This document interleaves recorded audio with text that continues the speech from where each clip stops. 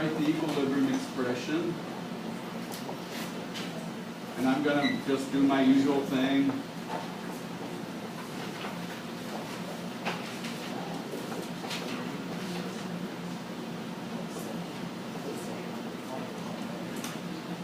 Now, at equilibrium, it's equal to a number. When I write these k's, they're not always a number.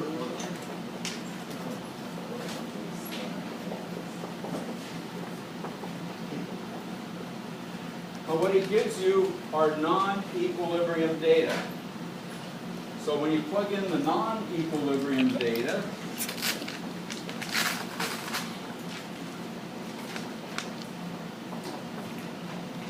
you calculate a number that's called Q, the reaction quotient.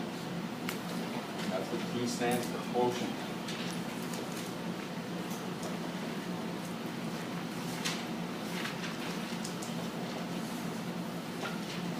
So you always get a number when you plug in all these concentrations. If the system's at equilibrium, we call it K, and we put a subscript, we could call it K equilibrium, or simply K sub C or K sub P, whichever type of equilibrium. Now when you calculate a number, there are two possibilities. The number Q is greater than the number K. That means the numerator is too big, the denominator is too small. And we had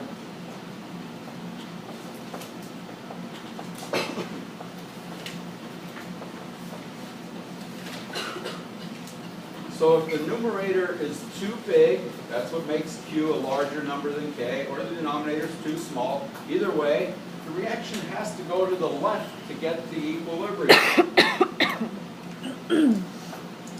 I always have to look at the board so I don't point to the wrong hand, so it's going that way towards the reactant side.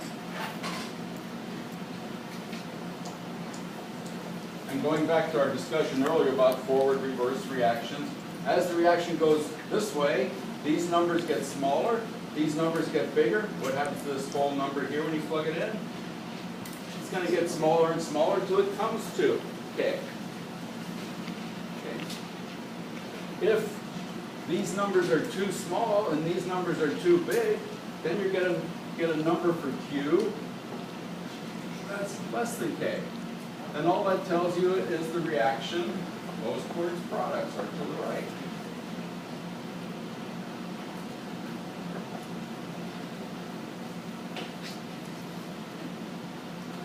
So those are the two situations. Either the reaction is going to go to the left to get the equilibrium, or go to the right to get the equilibrium.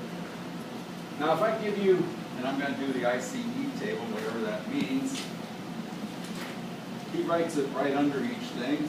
So if I put I here, and I put a 0 here, and a 1 here, and a 2 here, and a 3 here, what happens when you plug this in? Since you have a 0 in the number, you're going to get Q that's really large. And if Q is really large, the reaction has to go this way, and you're going to make some more of this, and eventually you get to the equilibrium constant.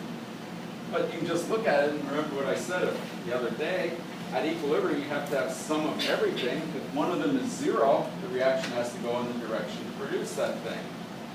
If I put a 0 on this side, it means I get a 0 in the numerator. I get a number that's much smaller than K. The reaction has to go that way to make some. So if one of them is 0, you know automatically which way it goes. It's when it's non-zero that you have to calculate this number Q to see which way it goes to equilibrium.